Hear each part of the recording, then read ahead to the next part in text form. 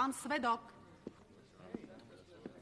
Svedok Michal Rízek, narodený 26. apríla 1920 pri Nitre, Slovák, toho času národný správca, bez pomeru k obžalovanému. Pán svedok, vypovedáte pod prísahou. Objasnite súdu udalosti z večera 3. februára 1945. V ten deň mohlo byť tak 19 hodín. Som prichádzal Vajnorskou ulicou na Novú Dobu do prechodného bytu nadporučíka Pavloviča. Odkiaľ ste sa poznali s Pavlovičom? Boli sme krajania. Po páde Banskej Bystrice sme sa stretli v mojom rodisku, kde sa Pavlovič skrýval. Odtiaľ sme sa presunuli do Bratislavy, kde pomocou profesora Vargu vznikla naša spravodajská skupina. Čo sa stalo toho večera? Niekto zo skupiny vyzradil našu adresu. Myslím, že to bol nadporučík Blizner, ktorého nám nasadili úežbáci. K veci, prosím. Servus. Vítaj. Dvaja doteraz neprišli. Tu máš ich nové adresy, priveď ich.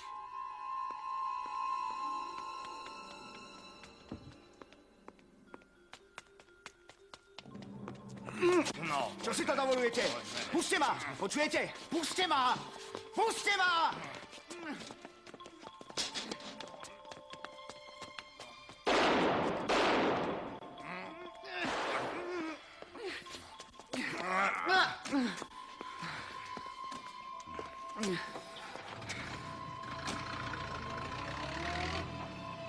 Pán svedok, kam vás odviezli? Najprv na policajnú strážnicu a potom do jednej pivnice. Naposledy sa ťa pýtam, čo si mal s nadporučíkom Pavlovičom. Odkiaľ ho poznáš? Poznáš predsa Michala Pavloviča, styčného dôstojníka Moskvy na Slovensku? Pavloviča som poznal. Styčného dôstojníka nie. Tak ja ti o ňom porozprávam. Pavlovič bol dôstojníkom slovenskej armády na východnom fronte. Prebehol k Rusom a pre dezerciu bol odsúdený na trest smrti.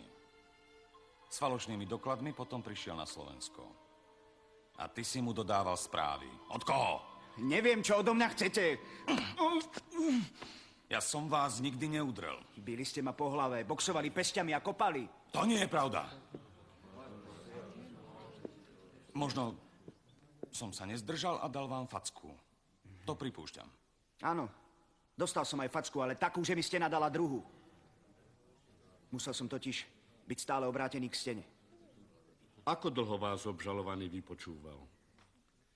Asi 3 hodiny. Nevypočúval som ho sám. Pán svedok, kto sa na USB okrem obžalovaného zúčastnil vypočúvania? Pokiaľ sa pamätám, tak 3 gestapáci a 1 gardista. Ten ma aj najviac bil. Kto to bol? Neviem, nejaký šialenec. Tu je citlivý.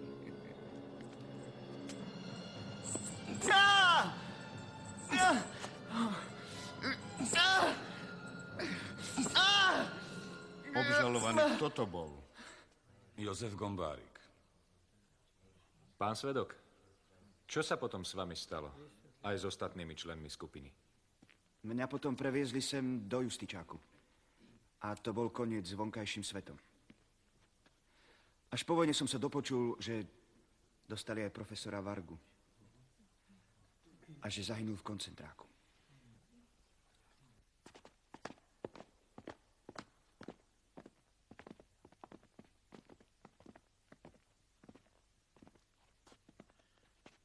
Vážení priatelia, politické zloženie nového zboru povereníkov je do značnej miery odlišné od politického zloženia vlády. Za to však máme vládny program jednotný a sme všetci spoločne nášmu ľudu a republike zodpovední, aby sa tento program plnil tak v českých krajinách, ako i na Slovensku. O mne je známe, že som vždy stál v predných radoch tých Čechov, ktorí bojovali za národné, politické a sociálne práva Slovákov. Nepovažoval som to nikdy za mimoriadnu zásluhu, ale za povinnosť človeka, ktorý má skutočný záujem o osud Československej republiky, o osud českého a slovenského ľudu. Práve preto mám právo žiadať, aby vláde, na čele ktorej česť mám byť, sa verilo, že to myslí so Slovenskom čo najlepšie. Som presvedčený, že blížiace sa 2. výročie Slovenského národného povstania oslávime sústredením všetkých síl na uskutočnenie dvojročného plánu výstavby a obnovy republiky. Vašej zodpovednej práci želám veľa úspechov.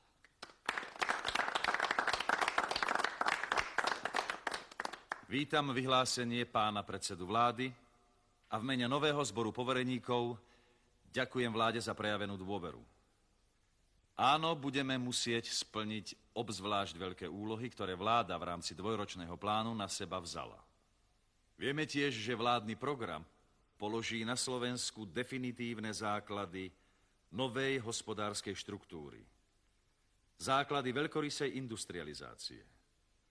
Ďalej sme si vedomí, že kým v českých krajinách ide v podstate iba o obnovu predvojnového stavu, na Slovensku pri zvýšených úlohách budú väčšie, objektívnejšie ťažkosti, materiálne i ľudské, na splnenie tohto plánu. No tým energickejšie ho budeme plniť. Generál Ferienčík, povereník vnútra, pán Novomeský, povereník školstva a kultúry. Pán Svedok.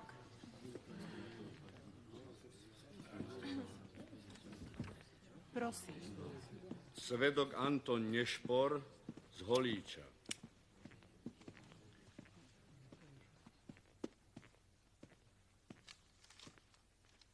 Upozorňujem vás, pán svedok, že vypovedáte pod prísahou.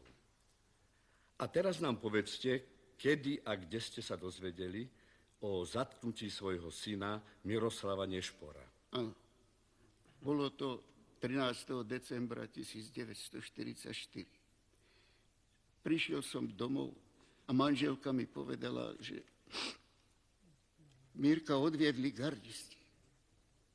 Najprv ho vyšetrovali v Skalici a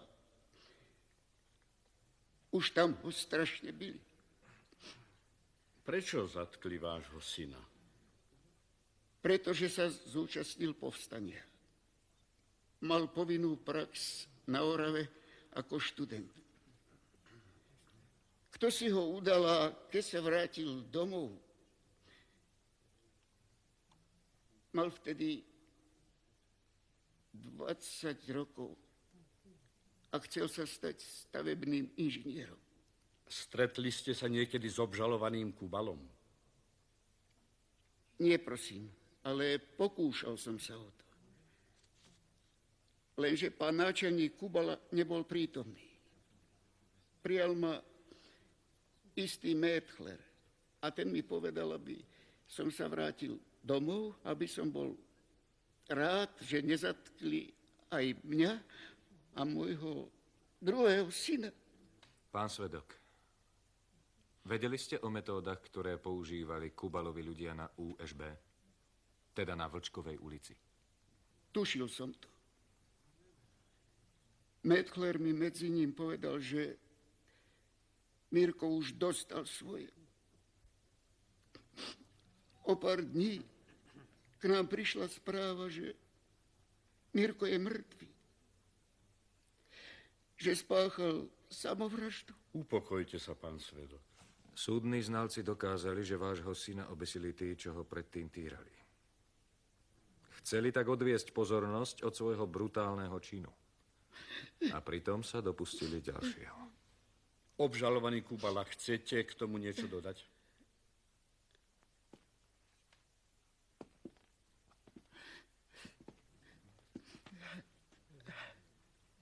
Ak si myslíte, pán svedok,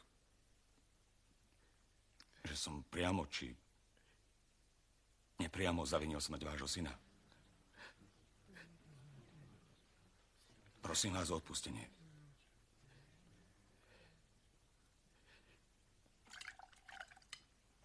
Prosím, pán. Myslím, že je najvyšší čas, aby sme pánu Letrichovi pripomenuli naše predvolebné dohody. Čo vám v tom bráni? Úradujete s ním predsa v jednej budove. A vy v druhej. Zasadnutí Národnej rady nie je tak veľa. Ale prosím, príležitosť sa nájde. Tuším, máte z toho Lettricha strach. Tak o čo ide? O naše krky. Aj keď kolega trochu dramatizuje, nie je ďaleko od pravdy. Desiatky našich ľudí, najmä študentov a kňazov, sú už za mrežami. A čo robí pán Lettrich? Ustupuje nátlaku pražskej vlády a slovenských komunistov. Ja by som to povedal inak. Kašle na našu dohodu. Dali sme mu svoje hlasy a tým to pre neho končí. Zabúda, že budú nové voľby a v nich bude bez nás stratený. Nezabúda. Navonok musel urobiť v poslednom čase niekoľko režimistických vyhlásení len preto, aby mohol neskôr presadiť aj naše požiadavky. Čudujem sa, páni generálni tajomníci, že toto politikum nechápete. Chápeme, lenže od volieb nám z neho nič dobrého neplynie.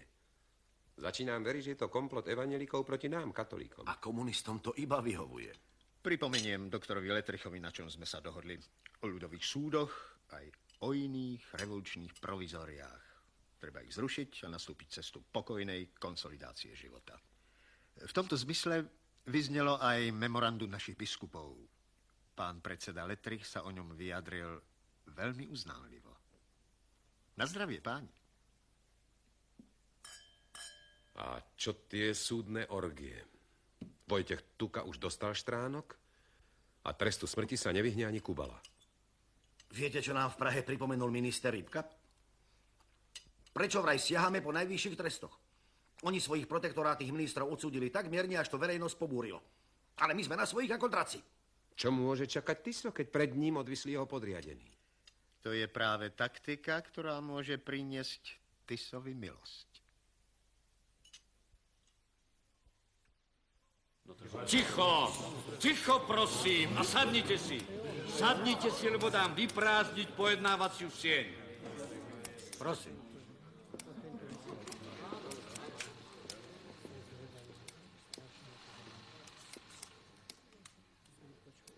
Pán svedok, obžalovaný Kubala tvrdí, že pri vydaní každého vážnejšieho rozkazu požiadal o váš súhlas.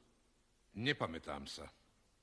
Obžalovaný ďalej tvrdí, že o všetkých udalostiach za povstania aj po ňom vás vždy ústne alebo písomne informoval. Nemohol som kontrolovať, či to bolo vždy. O neprístojnostiach som rozhodne nejaké hlásenia nedostal. Prosím.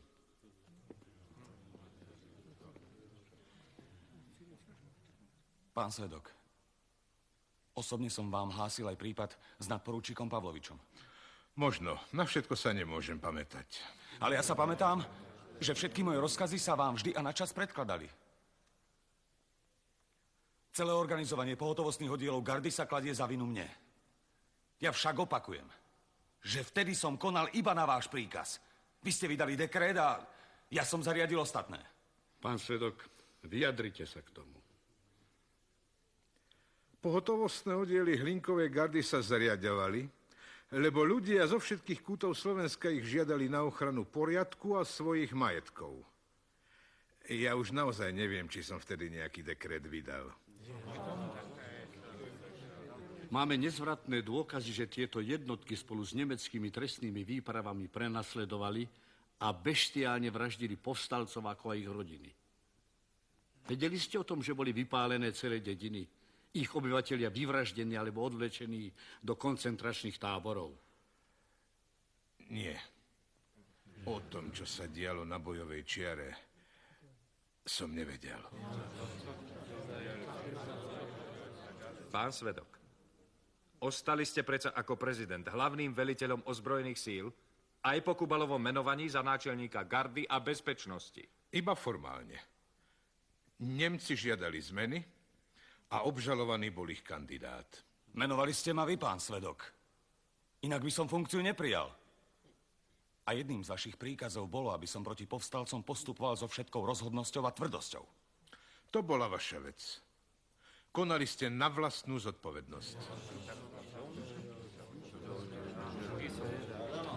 Ja som bol hlava slovenského štátu a hlásim sa k tomu i teraz.